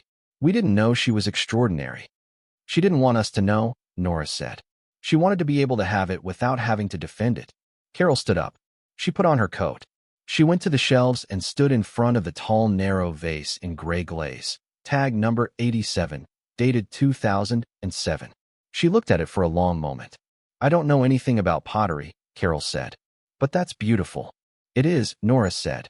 Carol went up the stairs. Nora heard the kitchen door, then the front door, then Carol's car at the curb. She heard the engine start and pull away. The basement settled around her. She called Elliot Harrington the following Monday and told him she had decided to disclose her mother's identity. She wanted to work with him on a catalog of the full body of work, including the 78 pieces she held at the house. He was quiet for a moment after she said this, a quiet that was the opposite of discomfort, the quiet of a man who has been waiting for something and is taking a moment to register that it has arrived. Your mother told me this day might come, he said. She said she had not decided about it, but that it might come after she was gone. She said if it did, it would be because you had decided, not her. She said she trusted your judgment on it more than her own. That's a lot of trust, Nora said. She was right to have it, he said simply. Your mother made that work in a room that nobody could see into. She is the one who gets to decide whether the door opens. She's not here to decide, Nora said. No, he said. You are. She spent November and December in the basement. Not working, not yet, but learning. She went through every piece on every shelf, handling each one, reading its tag, matching it to the ledger entry, building a catalog she photographed on the work table under a daylight lamp from the hardware store. She read the ledger entries forward and backward until she knew her mother's technical vocabulary well enough to read a description and understand what she was looking at. She called Agnes twice a week. She drove to Chicago in early December and spent an afternoon in the Linden Gallery with Elliot Harrington, who showed her the 9 pieces in the gallery and walked her through the 37 years of records. One thing she had not expected to find in the ledger appeared in December. She had been reading the entries from 2009 and 2010, and she found an entry that stopped her. September 2009. Nora called tonight from Columbus. She is designing packaging for a new client, a regional food company, and she sounded tired and pleased at the same time, the way she always sounds when she is working hard on something she believes in. She did not mention David. I did not ask about David because she did not mention him. I worry about Nora. Not in the way I worry about Paul or Carol, which is a practical worry about their choices and their particular tendencies. I worry about Nora in a different way. I worry that she is very careful with herself, that she does not let herself want things openly, that she has learned at some early point to want things so carefully that she is sometimes the last to know what she wants. I do not know how she learned that. I am afraid it might be from me. Nora sat on the stool with the ledger open on her lap and read that entry twice. Then she closed the ledger and put it back on the shelf. She put on her coat. She went up the basement stairs and out the back door into the December cold, and she walked across the frozen grass to the old apple tree, and she stood there, and she let herself cry, not for her mother, not for the money or the secret or the 49 years in the basement, but for what her mother had written in 2009. I am afraid it might be from me. She stood at the apple tree for a while. The cold helped. When she went back inside, she made tea and sat at the kitchen table and did not pick up the ledger again that night. Agnes came in January with a casserole and a bottle of wine and a length of knitting she was working on, which was her way of staying for an evening without imposing. They sat at the kitchen table until 9:30, and they talked about Iris the way two people can talk about someone they both loved when the grief has settled enough to leave room for the love. They talked about things that were not the basement. Agnes told her about the Tuesday evenings Iris had driven herself to Agnes's house in the years before she could no longer drive, the years from 2004 onward when Agnes had known about the basement and Iris had known that Agnes knew. They had not spent those Tuesday evenings talking about the basement, Agnes said. They had played cards, the same card game they had been playing since they met at a library event in 1996, a complicated game involving melds and a specific system of scoring that Agnes had taught Iris, and that Iris had promptly redesigned to her own preferences without telling Agnes she had done so, which Agnes had not discovered until 2009 when she happened to look up the official rules. By then, the redesigned rules had been their rules for 13 years, and she had let the matter go. She was a competitive woman, Agnes said.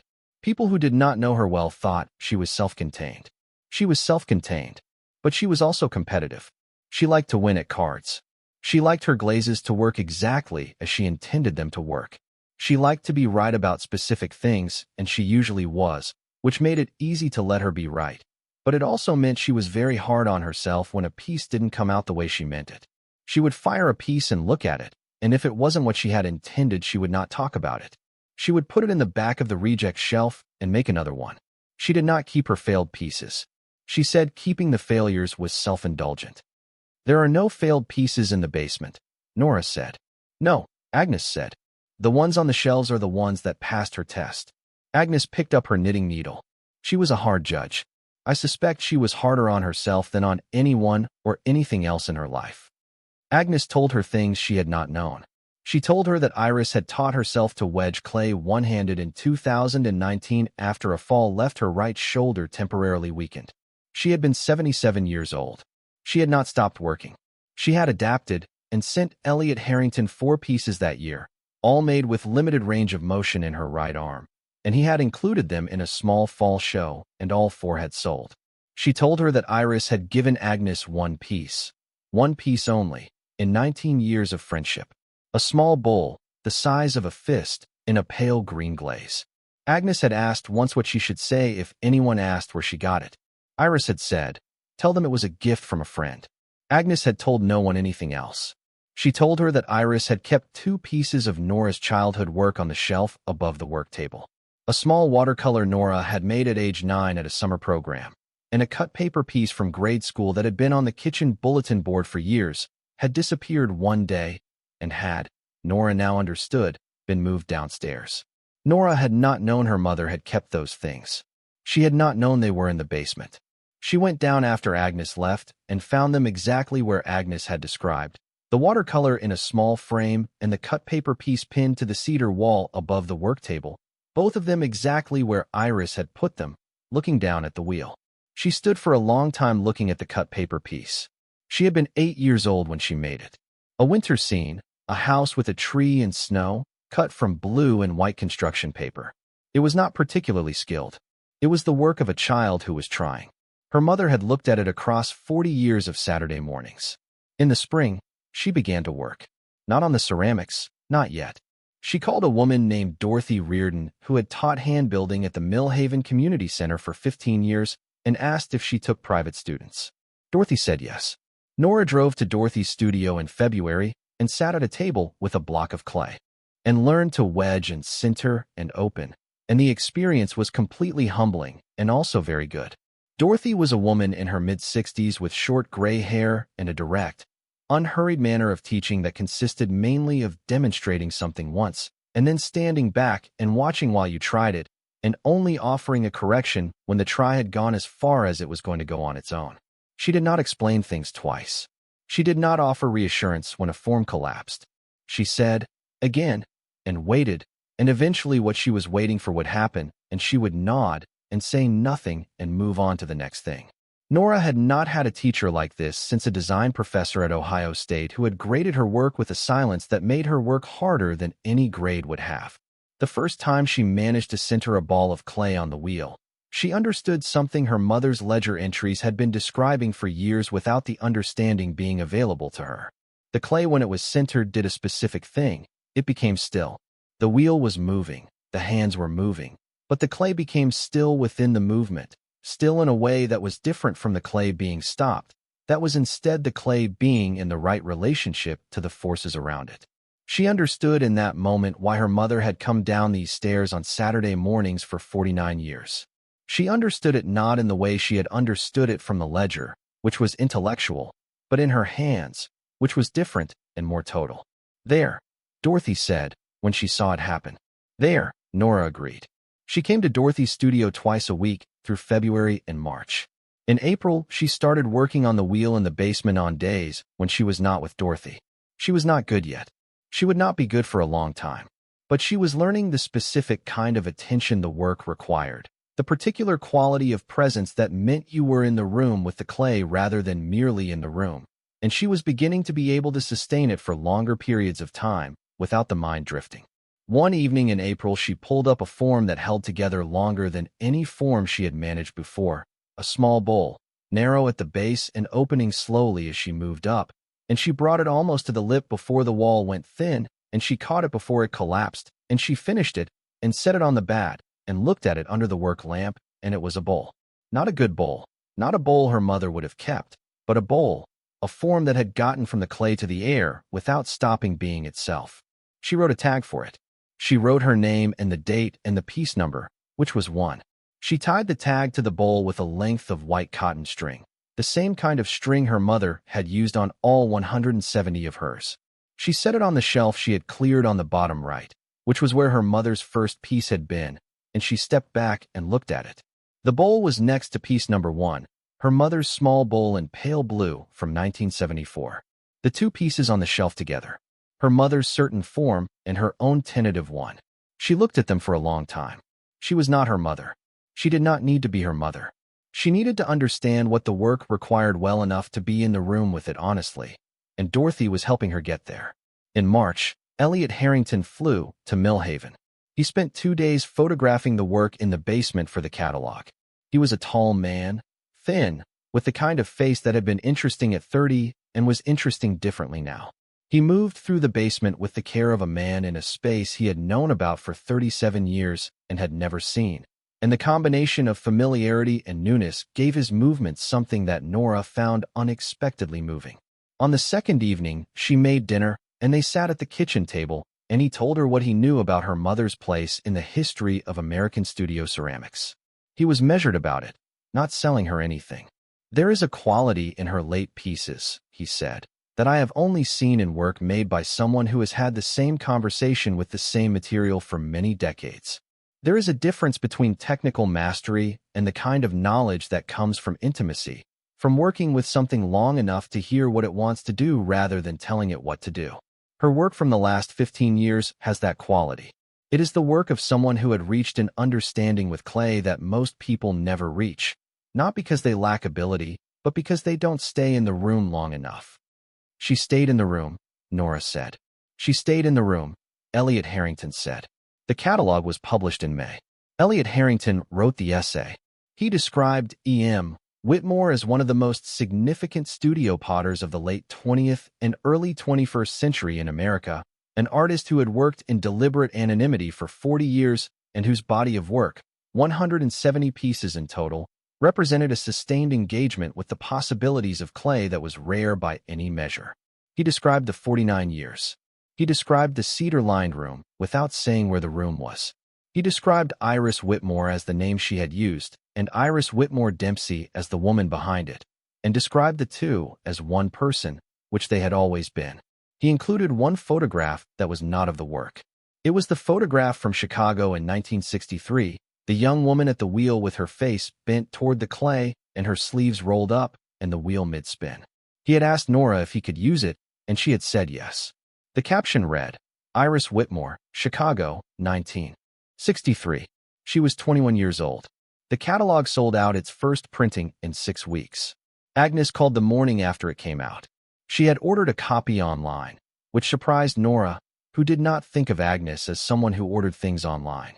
"I want you to know," Agnes said, "that I showed the photograph to your mother 2 years ago, when Elliot told her it existed, that someone had found it at the foundation and sent it to him. She asked me to bring my laptop so she could see it. She looked at it for a long time." Agnes paused. She said, "That's me. That is exactly me." And then she said, "Show Nora when the time is right." She knew about the catalog before she died. She knew you were going to do it. She approved. Nora sat with the phone in her hand after Agnes hung up. She went downstairs. She stood in front of the photograph on the wall above the work table, the small print in its simple frame, the young woman at the wheel who was her mother. She had been 21 years old. She had been doing exactly what she had decided she was going to do with her life. Then she had packed the studio on West Monroe and gone home to Millhaven and gone down the basement stairs instead, and she had kept doing it for 49 years, and nobody had known but the clay and one man in Chicago and one woman in Millhaven and the 49 years' worth of work on the shelves. The work knew. The work was the evidence. The work was on the shelves, and in the catalog, and in the Smithsonian, and in a collector's apartment in New York, and in a museum in St. Louis, and in a private collection in London, and in the hands of the young woman from the gas station on Route 11, who had come to a small studio pottery fair that Elliot organized in November, which Nora had attended, and had picked up a small Whitmore bowl in pale green, and held it the way a person holds something they are trying to understand with their palms. The young woman had set the bowl back down without buying it, carefully, and then she had stood in front of it for another moment and said to the man behind the table, not Nora. She had not yet understood who Nora was.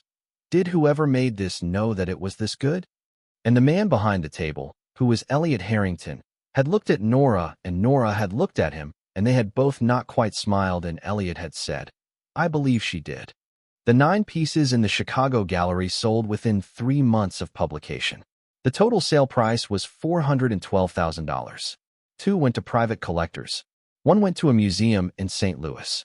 The remaining 6 went to the collector in New York who had been trying to learn Whitmore's identity for 11 years and who contacted the gallery the morning the catalog was published. The 78 pieces at the house in Millhaven were appraised at a total of $1.2 million. Not all of them would be sold. That was Nora's choice. Some she had already decided to keep. The tall, narrow vase in gray glaze, tag number 87. The small bowl from piece number 1, 1974. The piece her mother had been working on when she died, unfinished on the work table, the clay dried and cracked on the bat. She kept that one because it was unfinished. Because the crack in the dried clay was a record of the last Saturday her mother had been well enough to work, and the crack was not a flaw in the piece, it was part of what the piece was. She called Paul and made to tell him about the catalog and the sales. He listened without interrupting. When she finished, he said, "Is she in the Smithsonian?" "2 pieces," Nora said. "Since 2018. Paul was quiet for a moment. "She never said a word," he said. "No," Nora said. "Not once." "No." He was quiet again. Then he said, "Nora, I said something at the law office. When we were leaving, I said a locked door doesn't mean a fortune." He paused. "I was wrong about that." "You didn't know?" she said. "I didn't try to know," he said. "Those are different things." He paused again. "What are you going to do with the money?" "Some of it I'll use on the house. The roof needs replacing and the porch needs work." She paused. "And I'm going to put some aside and figure out the right use. For the rest?" She looked out the kitchen window at the pin oak, which had its first leaves back. May, and the leaves were new, the particular pale yellow-green of a tree in its first days of spring, not yet the dark green of full summer. Her mother had planted that tree the year Nora was born. Mom built a room so she could keep doing the things she loved, Nora said. She kept it private because she was afraid she couldn't keep it if anyone knew about it. I'm going to try to use some of what she left to give other people a room like that. Not literally. Not a basement. But something like what the basement was for her. What does that look like? I'm still figuring it out, she said. I'll let you know. She called Paul back that evening. He answered on the first ring, which meant he had been waiting for her to call. She told him about the catalog, about the photograph, about Agnes's phone call that morning. She told him what the young woman had said at the fair. She did not editorialize any of it. She just told it to him the way you tell someone something that happened in a room they were not in. When she finished, Paul was quiet for a long moment. Then he said, "The photograph." "Yes," she said. "From 1963. She was 21. She had been there for 3 years. And she came home," he said. It was not a question. It was the kind of statement a person makes when they are arriving at an understanding in real time, and the statement is part of the arriving. "She came home," Nora said. "And went down those stairs," he said. "Yes." Paul breathed out slowly. "I want to see the catalog," he said. "I want to see the essay and the photographs. Not because of the money or the estate or any of that. I want to see what he says about the work." "I'll mail you one," she said. "Don't mail it," he said. "I'll come up and get it. Come up to Millhaven. I haven't been to the house in 2 years, and I'd like to sit in that basement for a while if you'll let me." "I'll let you," she said. "On a Saturday," he said. She worked on Saturdays. "I'd like to come on a Saturday." She went down to the basement that evening. Not to catalog anything. Not to do anything productive. She sat on the stool at the work table. She put her hands on its surface. The surface was smooth and worn, and she could feel under her palms the slight texture of dried clay worked into the grain of the wood across decades, the residue of her mother's hands.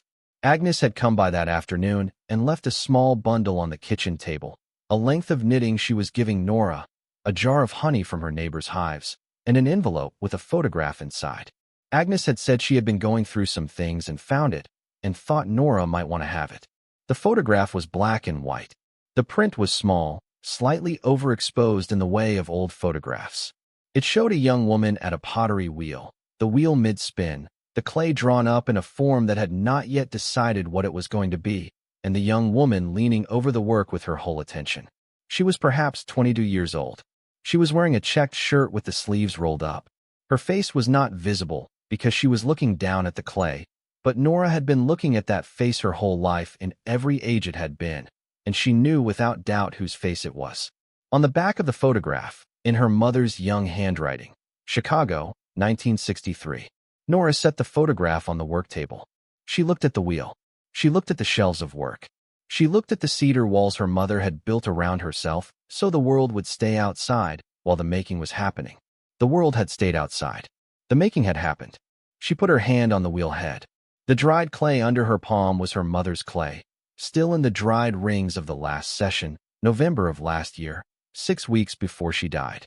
The same clay that had been turned by the same hands across 49 years of Saturday mornings while the padlocked door held the world at its proper distance. Nora sat with her hand on the wheel head, and she did not try to feel any particular thing. She was learning that the room did not require a particular feeling.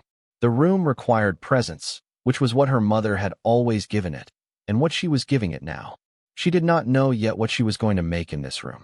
She knew she was going to make something. She would start from the beginning, from the wedging and the sintering that Dorothy was teaching her, from the first ball of clay on the bat. She would make what she was going to make, which she did not yet know, because she had not yet sat at the wheel long enough for the wheel to tell her. The basement was hers now. The room at the bottom of the house, cedar-lined, kiln in the corner, the photographs on the wall above the work table, the watercolor from age 9, and the cut paper winter scene, and the photograph from Chicago in 1963. The shelves with the remaining pieces. The work table with its 49 years of clay worked into the grain. The padlock was in the dish in the hallway upstairs. She had not put it back on the door. She had not decided not to put it back. She had simply not put it back, and as the weeks passed, the not putting it back had begun to feel like a decision. The door stayed open. Anyone who came into the house could find it. This was different from the way it had been. She was getting used to the difference. Agnes had been right about one thing that Nora kept coming back to. The thing her mother had said about the woman she knew in Chicago, the good ceramicist with the proud husband who talked about the work so much that there was nothing left to make the work from. Nora thought about this in a specific way. She thought about her own work in Columbus, the branding work she had been good at, and how it had felt when the work was going well, and how it had felt when she was explaining the work to clients who could not quite see it, and whose approval she needed in order to proceed. The difference between those two states was the difference between working and performing working, and they did not always look the same from the outside, but they felt very different from the inside, and she had not had a clear word for the difference until she started spending time in the basement. The basement had given her mother a room where no one needed anything from the work except the work itself. No client approval, no gallery opinion, no critical consensus, no family reaction. Only the clay and the fire and the 49 years of conversation between them. She could see now why that room had been worth a padlocked door. She could see why her mother had moved the wheel down those stairs and kept moving it back, in the years before the dedicated outlet, from the landing to the workbench to the center of the room as the room evolved around it. She could see why her mother had measured the distance from the top of the stairs to the work table by the number of Saturdays between October 1974 and November 2023, and had decided that every one of those Saturdays was worth the argument, worth the lie, worth the 7-year stretch of saying stored things, old things to a daughter who deserved a better answer. She could see it. She did not feel sorry for it. She felt the full, clear weight of it, which was a different thing from sorry. She took her hand off the wheel head. She stood up. Outside on Garland Street, a car went by, and the sound of its tires on the damp pavement came through the small high window of the basement, a soft pass of sound, and then nothing. The furnace ran. The cedar walls were exactly the temperature of the room. The kiln in the corner was cold and clean. The work table held the dried rings of her mother's last session and Nora's own first bowl, piece number 1 of a different sequence, on its bat beside the work lamp. She had been afraid of this room for 31 years. She was not afraid of it now. The photograph on the wall showed her mother at 21, leaning over a ball of clay, full of attention. The clay in the photograph was not yet any shape. The woman in the photograph was not yet any other age than the age she was. She was only there, in the room, with the clay, paying attention to what was going to happen next. She also called the collector in New York herself, a few weeks after the catalog went out. She had gotten his number through Elliot, and she called on a Thursday afternoon and introduced herself, and he had said, without preamble, "I have been waiting 12 years for this call." She had told him she was not ready to sell most of the work. She had told him she was in the process of deciding what the right use of the estate was, and that she was going to take her time deciding, and that she would be in touch when she knew more. He had said he respected that completely, and that he would wait. He had said that good work waited better than most things, that it had a way of holding its ground. She had said she thought that was true. She had been looking at piece number 1 when she said it, the small blue bowl in pale blue, the first thing her mother had made in the room, 1974, and she had thought about 49 years, and about the quality of patience that 49 years of Saturday mornings represented, and she had thought, yes, the work had held its ground just fine. Paul would come on a Saturday in June. He would come in the morning, and she would give him the catalog, and he would sit in the cane chair she had put beside the work table and read the essay, and look at the photographs, and he would be quiet for a long time. And then he would look at the pieces on the shelves and walk the length of them slowly the way Carol had walked the length of them, reading the tags. And he would stop in front of piece number 1, the small blue bowl from 1974, and he would look at it the way a man looks at a thing that has reorganized everything he thought he knew about a period of time he thought he understood. And he would put his hand in his jacket pocket and keep it there, and Nora would not say anything, because she had learned by then that the room did not require her to say anything. The room did its own work on the people who came into it. Her mother had known that. That was why she had built it. Nora went upstairs. She turned off the basement light. She left the door open. The appraiser came on a Wednesday in December, 3 weeks after Raymond Ostroff had given her the key. Her name was Ellen Goss.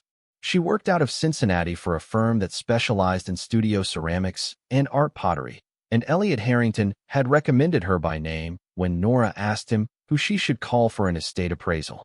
Ellen Goss was in her mid-50s, small and precise in her movements, with a dark wool coat that she folded over the cane chair and a canvas bag that she set on the work table with the careful habit of a woman who had put similar bags down in similar rooms many times. She brought her own lamp. It was a high-intensity examination lamp with a gooseneck arm, and she set it up on the work table beside her bag before she looked at anything else, as if the lamp were the condition for everything that followed. She had asked Nora on the phone whether to bring a second appraiser. Standard practice for estates of significant value, she said, was to have at least 2 independent assessments. Nora had said she wanted to start with one and decide from there. Ellen Goss had said that was fine and that her estimate, for planning purposes, was that the assessment would take 2 full days. It took 3. She began with piece number 1 and worked in sequence. She lifted each piece from the shelf with both hands and held it in the light of the examination lamp and turned it slowly, looking at the glazed surface, the foot ring, the interior, the wall thickness at the rim. She noted on her tablet. In shorthand, Nora could not read what she observed. She said very little. When she did speak, it was in the specific, compressed language of her field, references to firing temperatures and colorant chemistry and reduction effects and surface qualities that had names Nora was only beginning to learn. On the afternoon of the first day, she stopped in front of piece number 37 and held it longer than she had held any other. It was a tall cylinder, narrow, in a glaze that went from charcoal at the foot to a pale ash at the lip with a break in the middle where the 2 colors had met during the firing and done something unexpected. Ellen Goss turned the piece to the light. She turned it again. She said, without looking up from the piece, "Do you know what year this is from?" Nora checked the tag. 1986, she said. She was solving a problem with this piece, Ellen Goss said. The break in the glaze, here. That's not accidental. That's controlled. She figured out how to put 2 glazes in conversation at a specific point in the firing cycle. It's very difficult to do. I've seen maybe 4 potters working today who can do it reliably. She turned the piece once more. This is a 40-year-old piece. She was 44 when she made it. She set the piece down, gently, on the piece of foam she kept beside the lamp for that purpose. Your mother was better than most people knew, she said, and picked up piece number 38. On the evening of the 3rd day, she sat at the kitchen table with Nora and gave her the assessment and summary. The 78 pieces in the basement fell into 3 tiers. The bottom tier, 17 pieces, she appraised at between $2,000 and $4,000 each. The middle tier, 41 pieces, at between $8,000 and $22,000. The top tier, 20 pieces, at values that range from $35,000 to a ceiling, she put at $110,000 for piece number 89. A large floor vessel in matte black with a crawled glazed surface that she described as the most significant piece in the estate and possibly the most significant piece in E.M. Whitmore's body of work that had not already been sold. The total appraised value of the 78 pieces was $1,230,000. She said this the way she said everything, without inflection, as a piece of information rather than a verdict. Nora wrote the number down on the notepad she had been keeping throughout the 3 days. She looked at it on the paper. She thanked Ellen Goss and walked her to the door. She went back down to the basement. She sat on the stool at the work table and looked at the shelves. $1,230,000. 78 pieces. 49 years. The math of it was available to her, but it was not what she was thinking about. She was thinking about piece number 89, the large floor vessel in matte black, which was at the far right of the bottom shelf, and which her mother had tagged with a date and a single note she had not read aloud to Ellen Goss. The note, in her mother's careful block printing, read, "The truest thing I have ever made." October 2017. She was 75 years old. She had found the piece dated December 1993 on the afternoon of the second day of the appraisal. She had found it herself, not Ellen Goss, because she had been following along the shelves reading the tags while Ellen Goss worked 3 pieces behind her, and she had reached a shelf on the upper left, the third from the top, and found it there between piece number 48 and piece number 50. It was small, a cup really, a drinking cup with a pulled handle, in a warm amber glaze, and the date was December 1993, which was 6 months after she had left Millhaven for Columbus. She had stood in front of it for a moment before she understood why it stopped her. December 1993. Her mother had been in this basement in December 1993, the year her daughter left, and had made a cup. A small, careful, amber cup with a handle you could put 2 fingers through, and the cup was beautiful, and there was nothing in the tag to say what her mother had been thinking when she made it. Just the number, 50, and the date, and no note. Some pieces had notes, and some did not, and there was no apparent system for which was which. This one did not. Nora stood in front of it for a long time. Then she moved on to piece number 51. She fired her first bowl in the kiln in late March. Dorothy had told her to wait until she had made 15 pieces before she fired any of them, because the first firing was always a lesson and you wanted enough in the kiln to make the lesson worth the cost in firing time and electricity. She had made 15 pieces by the middle of March, most of them failures in some technical sense. 2 collapsed entirely, one with a wall so thin it could not have survived firing even if the shape had been right, and 3 that were, by her own assessment, good enough to fire. She loaded the kiln on a Saturday morning, her mother's specific time, in the specific order Dorothy had shown her. Heaviest pieces at the bottom on kiln shelves, lighter pieces on the upper shelves, each piece on its own cone of kiln wash so the glaze would not fuse it to the shelf. She had glazed 6 pieces and left 9 bisqueware, unglazed, because she did not yet trust her glazing well enough to put glaze on everything in the first firing. She set the controller to Dorothy's recommended schedule, slow rise to 200 degrees Fahrenheit, then a faster rise to 2,300, then a hold, then a slow cool she was not supposed to interrupt. The firing would run for 11 hours.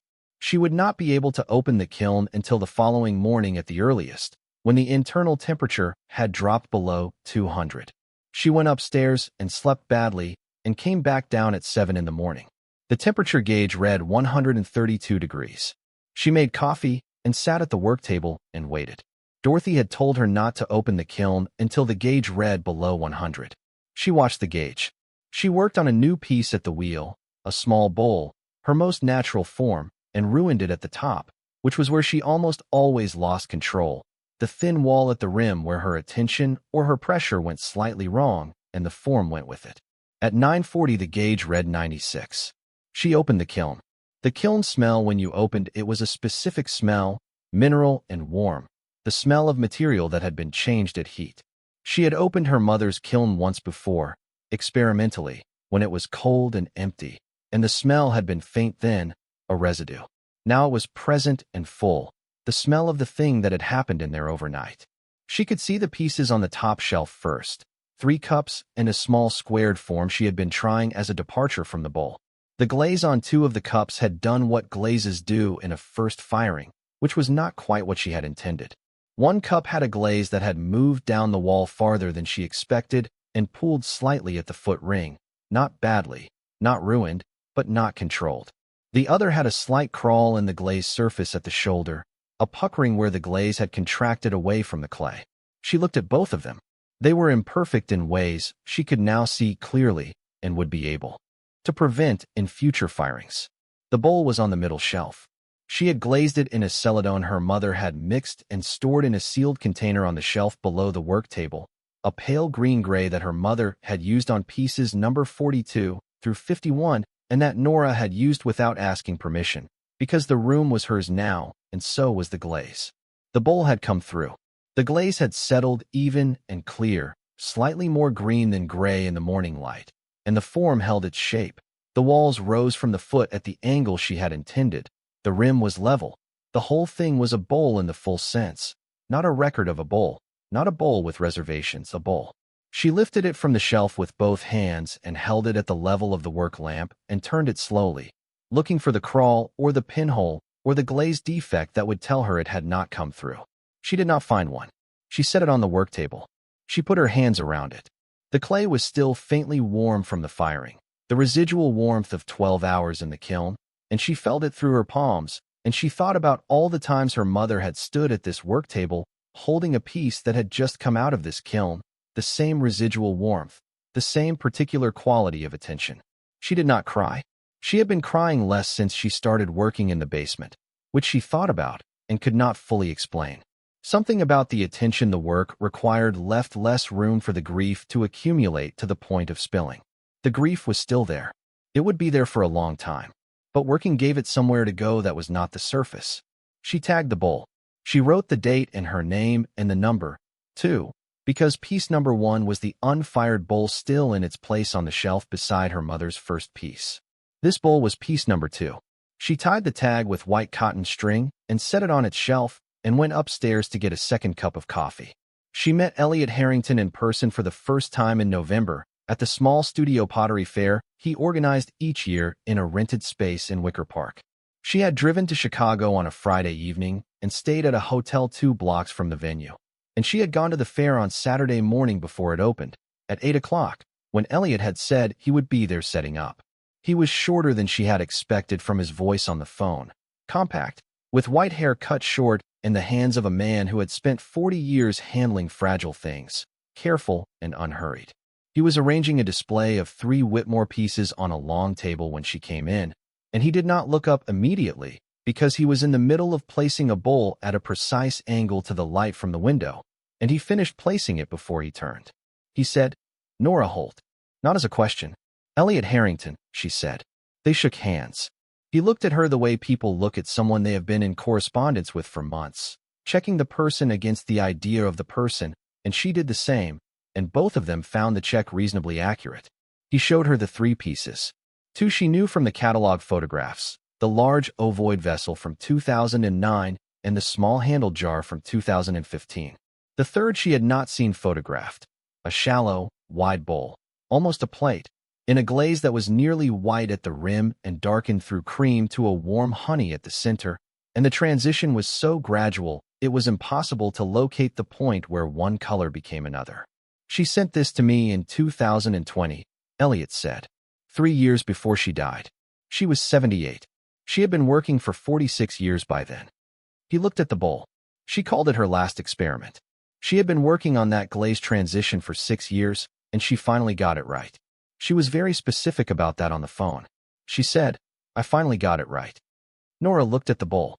The transition in the glaze, from rim to center, from white to honey, was the work of 6 years and a woman of 78 who had still been experimenting, still looking for the right answer to a question she had been asking for 6 years, still going down the stairs on Saturday mornings because the answer might be closer this week than it was last week. She was still learning, Nora said. She never stopped, Elliot said. He paused. That's the rarest thing. 46 years in and still curious about a new problem. Most people narrow as they get older. They find what works and they repeat it. Your mother went the other direction. The last 10 years of her work are the most experimental, the most willing to not know the answer yet. The fair opened at 10. Nora stayed the full day. She watched people move through the tables of ceramics, picking up pieces and putting them down, holding them to the window light the way people hold things they're trying to decide about. She watched people's faces when they held the 3 Whitmore pieces.